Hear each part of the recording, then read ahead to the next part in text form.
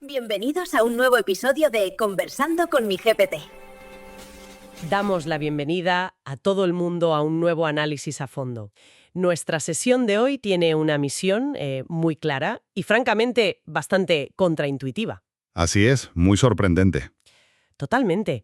Vamos a explorar cómo el mayor obstáculo para la adopción masiva de la tecnología de registro descentralizado, o lo que comúnmente llamamos redes de bloques, ya no tiene absolutamente nada que ver con el código informático. Nada en absoluto. Cero. Ni con la capacidad de los servidores, ni con los avances en criptografía. Resulta que el mayor obstáculo para desplegar esta infraestructura, a día de hoy, somos, nosotros, los propios seres humanos y nuestra incapacidad para ponernos de acuerdo. Es que el ecosistema entero está atravesando un choque de realidad brutal.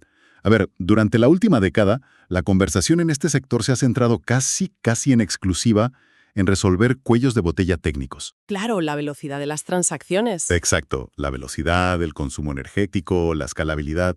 Se asumía que una vez que el software fuera perfecto, la adopción sería automática.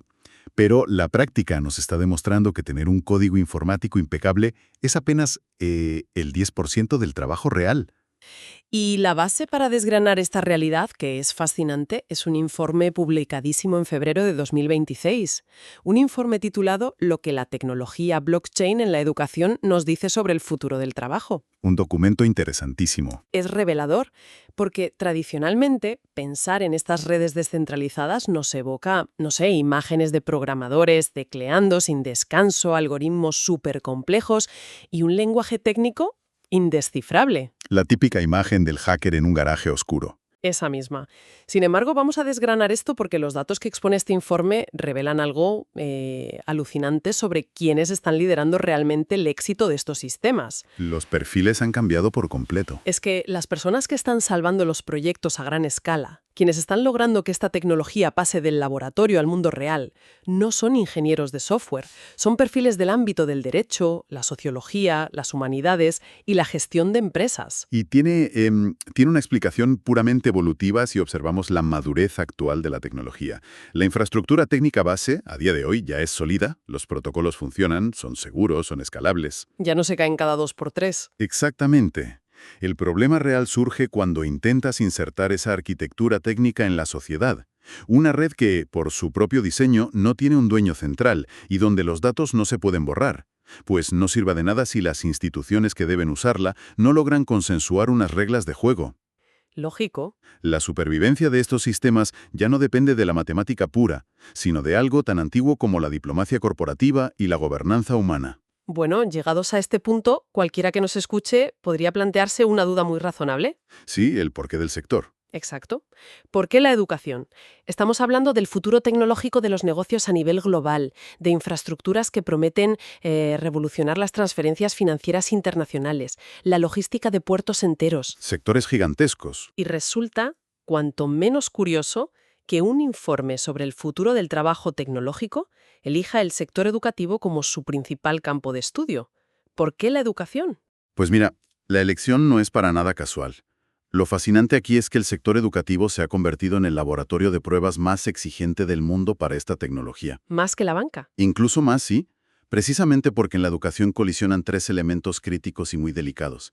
Hablamos de la emisión de credenciales oficiales, la gestión de la identidad personal y la necesidad absoluta de confianza pública. Claro, no es lo mismo mover dinero que validar quién eres y qué sabes hacer. Esa es la clave. A diferencia de una transferencia de dinero, que al final es un proceso binario, pasa o no pasa, emitir y validar un título universitario digital requiere coordinar a múltiples actores, y estos actores a menudo tienen intereses y niveles de digitalización radicalmente distintos. Hablamos de universidades públicas y privadas. Universidades, estudiantes, agencias gubernamentales de validación, futuros empleadores, es un ecosistema tremendamente complejo. A ver, yo entiendo la complejidad teórica, de verdad, pero llevar eso a la práctica parece francamente una pesadilla burocrática. Lo es. Imaginemos a un estudiante que quiere llevar su expediente académico digital en su teléfono. El estudiante exige, lógicamente, privacidad absoluta sobre sus notas. Faltaría más. Pero por otro lado, el empleador quiere poder verificar ese título en un segundo sin depender de que un funcionario administrativo de la universidad le conteste un correo 3 semanas después. Exacto. buscan eficiencia inmediata. Y la universidad, por su parte, se resiste con uñas y dientes a perder el control exclusivo sobre la infraestructura que emite sus propios diplomas. Nadie quiere ceder terreno. Es un bloqueo de manual. Ese es el gran dilema que expone el informe. Y el valor real de observar en las instituciones educativas es que los muros contra los que se están chocando hoy son idénticos a los que bloquean los avances en los sectores más lucrativos de la economía global. Los patrones se repiten. Con una precisión asombrosa. Pensemos por un momento en el ecosistema de la salud.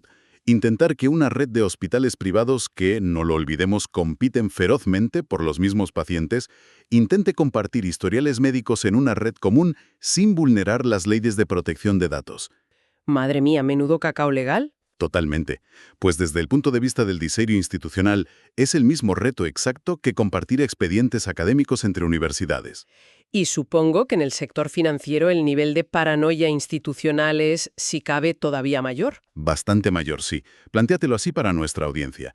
Tenemos bancos globales que necesitan imperativamente una infraestructura común descentralizada para detectar fraudes o para agilizar pagos transfronterizos. Lo necesitan para sobrevivir, pero al mismo tiempo les aterra, les da pánico la idea de compartir una misma red tecnológica con sus mayores rivales comerciales. Todo por miedo a exponer estrategias o datos indirectos de sus propios clientes. La necesidad de colaborar choca de frente con el instinto corporativo básico de competir. Es que el instinto de proteger la información propia es la reacción empresarial por defecto. Por eso lograr que estos actores colaboren requiere diseñar un entorno donde la confianza no dependa de las buenas intenciones, sino de reglas que sean claras y auditables. Reglas duras. Exacto. Esa dinámica de poder, esa tensión constante entre querer los beneficios de una red compartida, pero negarse a ceder el control, es calcada en la banca, en la salud y en la educación. Para visualizar este bloqueo monumental de una forma más clara, imaginemos que un consorcio internacional acaba de construir una autopista de ultimísima generación. Una maravilla de la ingeniería. Han invertido miles de millones en asfaltos inteligentes, sensores climáticos, tecnología punta, pero el día antes de la gran inauguración se dan cuenta de que nadie, absolutamente nadie, se ha sentado a negociar cuál es el límite de velocidad. Un detalle sin importancia. Claro, o qué tipo de vehículos tienen permitido el acceso.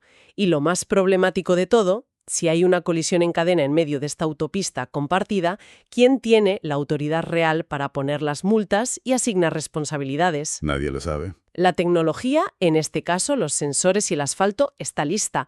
Es perfecta, pero sin un código de circulación acordado por todos, esa autopista es completamente inútil y de hecho peligrosísima. La analogía capta a la perfección el estado de muchos proyectos tecnológicos actuales. Hay iniciativas multimillonarias, literal, paralizadas porque intentaron abrir la autopista al tráfico asumiendo que las reglas, de alguna forma mágica, se escribirían solas sobre la marcha. Y eso nunca pasa. Jamás. Y el mercado ha aprendido, a base de fracasos muy, muy costosos, que la jurisdicción y la responsabilidad son debates que deben zanjarse antes de poner la primera capa de asfalto. Esta toma de conciencia es lo que, imagino, ha provocado un cambio tan drástico en el tipo de profesionales que las empresas están buscando desesperadamente ahora mismo. Ese es el punto de inflexión. Aquí es donde se pone realmente interesante la cosa. Si seguimos con la analogía de la autopista, alguien tiene que sentarse a redactar ese código de circulación. Y no parece que sea una tarea idónea para el ingeniero que programó el asfalto inteligente. Desde luego que no. El informe dedica una sección extensa a lo que denomina las habilidades que importan. Y la primera que destaca, con una urgencia brutal, es el diseño de gobernanza. Lo presentan no como una tarea administrativa secundaria, sino como el núcleo absoluto del éxito de cualquier red. Es que el diseño de gobernanza ha pasado de ser, ya sabes, un documento aburrido que un consultor archivaba al final del proyecto, a considerarse una competencia central de infraestructura. O sea, igual de importante que el código. Exacto. Estructurar quién toma las decisiones es tan crítico como el propio lenguaje de programación utilizado. En una base de datos tradicional, centralizada, la gobernanza es fácil. La empresa que es dueña del servidor decide. Punto. El dueño manda. Pero en una red descentralizada, donde múltiples partes comparten la propiedad de esa infraestructura, surgen vacíos de poder muy complejos. Y para que todo el mundo lo tenga muy claro, cuando hablamos de estas redes, a menudo mencionamos la palabra inmutabilidad. Un concepto clave. Básicamente significa que una vez que un dato o un registro entra y se valida en la red, se graba en piedra. Nadie puede ir por detrás, entrar al sistema de forma unilateral y borrar o editar ese registro, lo cual es una garantía de seguridad brillante desde el punto de vista técnico. Es su gran atractivo. Pero puede convertirse en una pesadilla absoluta si el dato original contenía un error humano o si surge una disputa legal posterior y nadie puede alterarlo. Esa inmutabilidad es exactamente el motivo por el que las reuniones de desarrollo han cambiado de tono drásticamente. Los equipos ya no pierden tiempo debatiendo qué algoritmo criptográfico utilizar. Esos estándares ya existen y funcionan. Ya están resueltos. Las reuniones críticas ahora giran en torno a preguntas mucho más espinosas. Por ejemplo, ¿quién tiene el poder de auditar estos datos de entrada? ¿Cuál es el mecanismo exacto para emitir una corrección si un registro inmutable resulta ser falso? Preguntas muy difíciles. Y sobre todo, ¿cómo se resuelven las disputas comerciales cuando, por diseño, no hay un administrador central o un director general de la red al que poder quejarse? Claro, pensemos en una cadena de suministro global que transporta vacunas críticas. Si un lote se echa a perder por un fallo en la refrigeración y 20 empresas logísticas distintas comparten la misma red descentralizada para monitorizar ese envío, la gran pregunta es, ¿a quién se demanda cuando el registro inmutable muestra un fallo pero nadie asume la culpa? Un escenario aterrador para un abogado corporativo. Desde luego, y quienes son capaces de anticipar estos escenarios, diseñar marcos de responsabilidad compartida y facilitar procesos entre múltiples actores que desconfían los unos de los otros, son quienes realmente mantienen a flote estos proyectos ahora mismo. Lo cual nos enlaza directamente con la segunda gran habilidad que resalta el estudio, el razonamiento ético. ¿Otra sorpresa? Históricamente, en el desarrollo de software puro y duro, la ética se percibía a menudo como, una asignatura teórica de la universidad. Sin embargo, al desplegar infraestructuras que gestionan identidades o historiales médicos a escala nacional, la falta de previsión ética deja de ser un problema puramente filosófico. Se convierte en un problema financiero. Exacto. Pasa a ser un riesgo legal, regulatorio y reputacional inasumible para cualquier corporación seria. Es cierto. Y no hace falta entrar en debates morales súper profundos para ver el impacto práctico que tienen los negocios. Un ejemplo muy claro es la tensión constante entre la innovación basada en la máxima eficiencia y el riesgo de exclusión social. Un equilibrio muy delicado. Si un equipo técnico diseña un sistema de identidad digital súper eficiente, pensado exclusivamente para funcionar en teléfonos móviles de última generación con conexión permanente, el sistema será técnicamente impecable, una obra de arte. Nadie duda de su código. Pero desde una perspectiva de impacto social, ese diseño acaba de dejar fuera del sistema bancario y de los servicios públicos a sectores rurales enteros o a poblaciones de edad avanzada que sencillamente no disponen de esa tecnología. Y ahí es donde entra el concepto clave de la necesidad de aplicar la imaginación moral al diseño de productos. Si se optimiza un sistema únicamente buscando reducir costes de transacción o ganar milisegundos de velocidad, es increíblemente fácil provocar pisoteos accidentales de derechos fundamentales. Pisoteos invisibles hasta que explotan. Eso es, se requiere que alguien en la sala de juntas, desde el minuto 1, audite las consecuencias de segundo y tercer orden. Un error de diseño que excluye a una minoría hoy se traduce en multas millonarias por discriminación algorítmica y en unas portadas de prensa desastrosas el día de mañana. No es buenismo, es negocio. Exacto. No se trata de predicar moralidad, sino de una gestión muy estricta de riesgos sistémicos. Pero claro, lo que una sociedad considera adecuado, privado o incluso ético no es un estándar universal, ni mucho menos. Y eso nos introduce en la tercera habilidad indispensable del informe, la competencia intercultural. Fundamental.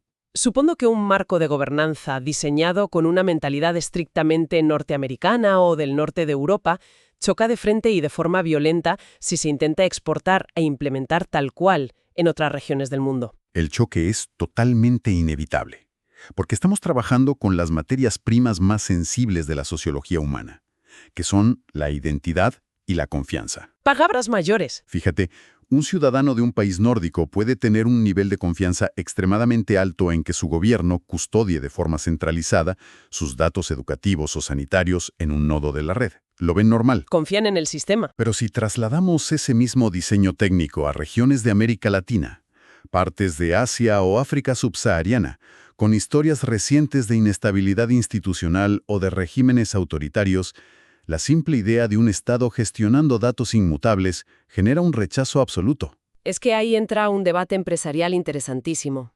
Desde el punto de vista del desarrollo de producto puro, crear versiones personalizadas, respetando cada pequeño matiz cultural local, destruye la premisa de eficiencia de una red global estandarizada. Rompe el modelo de negocio original. Claro. Entonces, ¿cómo se convence a un consorcio tecnológico de que asuma el enorme coste extra de adaptar la infraestructura a las realidades locales, en lugar de forzar un estándar único y barato? Pues el argumento persuasivo es muy simple: el coste astronómico del fracaso por falta de adopción ciudadana. Un diseño de talla única para todos, impuesto desde fuera, suele ser percibido como una forma de colonialismo digital. Es una gran expresión, colonialismo digital. Lo que en una cultura se entiende como una protección estatal necesaria para garantizar un servicio, en otra cultura se percibe de inmediato como una infraestructura de vigilancia masiva inaceptable. Gran diferencia. Por ello, la figura del traductor cultural o mediador sociopolítico es innegociable hoy en día. Se necesitan profesionales capaces de adaptar los beneficios técnicos globales a las prácticas de confianza locales. Sin esa sensibilidad, se invierten verdaderas fortunas en sistemas que la población sencillamente se negará a utilizar. Entonces, ¿qué significa todo esto? Todo este análisis profundo nos lleva a una conclusión muy clara sobre el mercado laboral y el futuro de los profesionales. Un cambio de paradigma. Si el éxito de la tecnología depende de la gobernanza, de la ética aplicada y de la sensibilidad cultural, parece evidente que estamos presenciando un giro de 180 grados en los perfiles que lideran la industria. Quienes tradicionalmente ocupaban roles de soporte ahora se sientan en la cabecera de la mesa. El mercado ha dictado sentencia al respecto, no hay duda. Los perfiles con mayor demanda, los nuevos jugadores más valiosos, que actualmente desbloquean los proyectos estancados, provienen de disciplinas como las ciencias sociales. Impensable hace 5 años. Ciencias políticas, derecho internacional, antropología y, de manera muy específica, la gestión del cambio organizacional. El ecosistema ha comprendido por fin que la tecnología sirve a las personas, y no al revés. Detengámonos un momento en la gestión del cambio, el change management, porque el informe subraya que la adopción humana es el verdadero y definitivo cuello de botella. Pero no estamos hablando simplemente de dar un cursillo para enseñar a una plantilla a usar una nueva interfaz de software. Ojalá fuera solo eso. Implementar estas redes requiere un cambio psicológico profundo en la cultura corporativa. Es pasar de una mentalidad de atesorar la información en silos herméticos a una mentalidad de compartir una única fuente de verdad con otros. Es un trauma corporativo en toda regla. Totalmente. Exige desmantelar procesos y feudos de poder que llevan décadas arraigados en las organizaciones. Un especialista en gestión del cambio en este ámbito no evalúa el software en sí, evalúa la capacidad real de una institución para absorber el impacto operativo que supone perder el monopolio exclusivo sobre sus propios datos. Casi hacen de terapeutas corporativos. Un poco sí. Requiere unas habilidades de comunicación persuasiva y una empatía estratégica que rara vez, por no decir nunca, se enseñan en las facultades de ingeniería informática. Y a eso hay que sumarle, por supuesto, la navegación regulatoria. Tomemos como ejemplo los inmensos consorcios internacionales de transporte marítimo. Un sector gigantesco. Tienen la presión brutal de digitalizar y compartir los manifiestos de carga de sus contenedores para agilizar las aduanas. El talento más buscado ahí no es el abogado tradicional que simplemente recita la ley. Es el profesional capaz de traducir la intención de múltiples leyes internacionales a la lógica de un sistema práctico. Ese es el verdadero arte. Lograr que competidores comerciales confíen en el diseño de una red compartida, asegurando al mismo tiempo que el flujo de datos cumple milimétricamente con las normativas aduaneras, de competencia y de protección de la privacidad de 50 países distintos, es un reto intelectual enorme. Ese puente entre el cumplimiento normativo tradicional y la arquitectura de sistemas es la habilidad más cotizada hoy con diferencia. El código informático no entiende de matices legales, simplemente ejecuta órdenes. Es ciego en ese sentido. Exacto. Si el marco de diseño inicial no ha interpretado correctamente las regulaciones aplicables, la red ejecutará ilegalidades a una escala masiva y a la velocidad de la luz. Todo esto que estamos debatiendo, desde los expedientes educativos hasta la logística global, representa, digamos, los desafíos del presente. Lo que ya está aquí. Pero el informe proyecta esta acuciante falta de gobernanza hacia tecnologías emergentes que ya están colisionando con estas redes descentralizadas. Y si miramos hacia el horizonte cercano, el escenario se vuelve aún más intrincado. Si conectamos esto con el panorama general, la cosa se complica bastante. Empecemos por la primera gran fuerza disruptiva que mencionan, la inteligencia artificial y la gobernanza algorítmica. La convergencia de ambas tecnologías presenta un escenario de una potencia incalculable, pero también de un riesgo sistémico tremendo. Por un lado, tenemos los contratos inteligentes, que recordemos son programas que se ejecutan automáticamente en la red cuando se cumplen unas condiciones preestablecidas, sin necesidad de intervención humana. Automático y sin freno. Eso es. Pues bien, si a esa automatización inmutable le añadimos una inteligencia artificial con capacidad de tomar decisiones complejas de forma autónoma, basándose en análisis de datos masivos, entramos en territorio completamente inexplorado. Planteemos un caso concreto para visualizarlo. Imaginemos un sistema automatizado de seguros para agricultores gestionado por una IA sobre una red inmutable. ¿Un caso de uso muy real? La IA recibe datos de satélites climáticos y decide, de forma completamente autónoma, denegar el pago de compensaciones por sequía a cientos de cooperativas. Y lo hace basándose en un patrón algorítmico que a la postre resulta estar sesgado o que procesó datos defectuosos del satélite. Un error de base. Como el sistema corre sobre una infraestructura descentralizada, los pagos se bloquean instantáneamente y el registro de la denegación queda sellado para siempre. El desastre está servido en cuestión de segundos. La gran pregunta es, cuando la IA toma decisiones sobre estas redes, ¿quién responde ante esto? ¿Quién es el responsable? Ese es exactamente el abismo legal del que advierte el informe.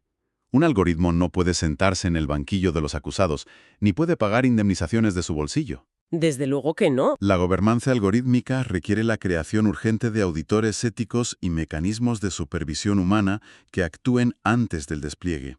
Se necesitan especialistas que definan con precisión milimétrica cuáles son las vías de interrupción de emergencia si la IA comienza a tomar decisiones dañinas. Un botón rojo, básicamente. Un botón rojo muy sofisticado. Y definir cómo se estructura la responsabilidad legal cuando intervienen sistemas autónomos sobre registros permanentes para asegurar que la automatización sirva a los valores humanos. Queda clarísimo. La segunda área emergente, sobre la que el informe llama la precaución, son los entornos inmersivos, lo que se denomina la computación espacial o los metaversos corporativos. Otro gran campo de batalla. Aunque a veces suena a ciencia ficción pura, industrias enteras están trasladando la formación de empleados, la simulación de ingeniería y la interacción social a entornos de realidad virtual, y utilizan redes de bloques para gestionar la propiedad de los activos digitales dentro de esos mundos. Y aquí la falta de normas es, sencillamente, clamorosa. Es un salvaje oeste digital en toda regla. Las redes nos proporcionan una herramienta técnica impecable para demostrar quién es el dueño, por ejemplo, de un gemelo digital de una fábrica o de una credencial de formación obtenida en ese entorno inmersivo. Sabemos de quién es cada cosa. Sí, pero nos dejan completamente en blanco respecto a las normas de convivencia y a los derechos de los usuarios. En un espacio virtual de inmersión total, donde unas gafas registran el movimiento ocular del usuario, sus reacciones biométricas ante un estímulo y cada interacción verbal, los riesgos de privacidad superan de forma exponencial a los de la web tradicional. Es que exige redactar, literalmente, constituciones enteras para mundos digitales. No basta con programar avatares tridimensionales muy bonitos. Se necesitan sociólogos y expertos en derechos digitales que establezcan límites claros. Límites sobre la biometría, sobre todo. Claro, sobre qué datos biométricos pueden ser registrados inmutablemente por las corporaciones que operan estos espacios y cómo se previenen los abusos cuando la inmersión es total. Así es.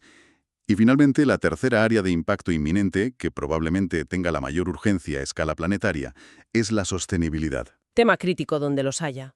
Todo lo relacionado con las aplicaciones para mitigar el impacto ambiental.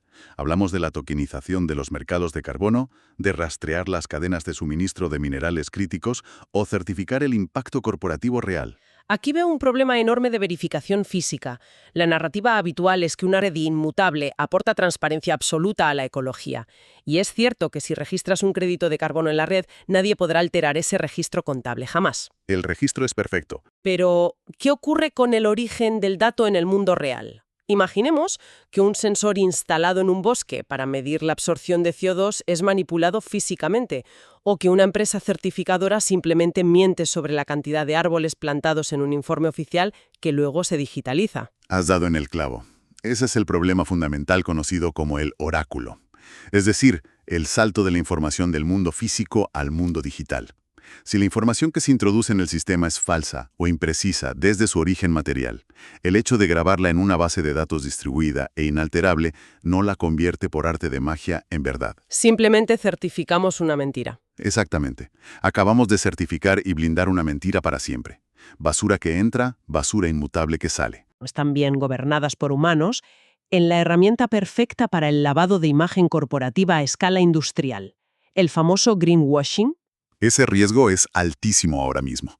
Por eso, el sector de la sostenibilidad y los mercados de carbono exigen desesperadamente profesionales híbridos. Un perfil muy específico. Expertos que eviten ese lavado de imagen verde, que no solo entiendan la arquitectura de la red tecnológica, sino que posean un profundo conocimiento científico medioambiental. Profesionales capaces de auditar el mundo físico real y establecer protocolos de verificación rigurosos antes de que cualquier dato climático pise el entorno digital. Tienen que asegurar que las promesas ecológicas sean reales y trazables. Hasta la misma raíz del árbol físico. No nos sirven meras hojas de cálculo inmutables si no reflejan la realidad del planeta. Bueno, llegamos al final de nuestra exploración y la perspectiva que nos aporta este análisis de hoy altera completamente los esquemas sobre cómo debemos prepararnos para el futuro. Sin duda, cambia las reglas del juego.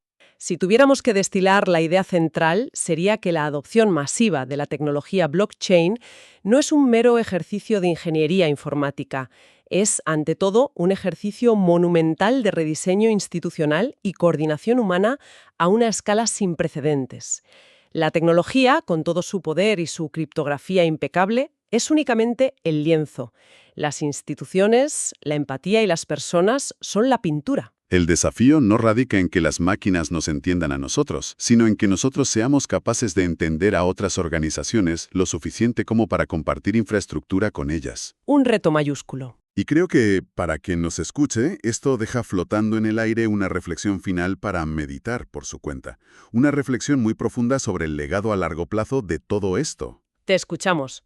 Sabemos que esta tecnología nos obliga por diseño a traducir nuestras estructuras de gobernanza, nuestros prejuicios humanos y nuestros modelos de confianza en código informático inmutable. Algo que no se puede borrar. Permanente. La pregunta es, si nos apresuramos a codificar el funcionamiento de nuestras instituciones en estos sistemas, ¿qué pasa si accidentalmente codificamos de forma permanente nuestros defectos actuales?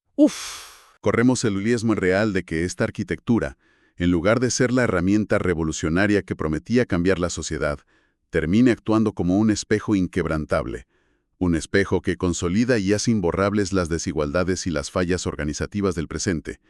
¿Será ese el legado definitivo de estas redes? Una advertencia sistémica sumamente provocativa para cerrar. Nos recuerda que las habilidades que nos hacen verdaderamente humanos, como el juicio crítico, la diplomacia o la empatía, serán el único marco que nos garantice un futuro funcional. Confiamos en que esta sesión haya aportado valor y claridad para nuestra audiencia sobre hacia dónde se dirige este ecosistema.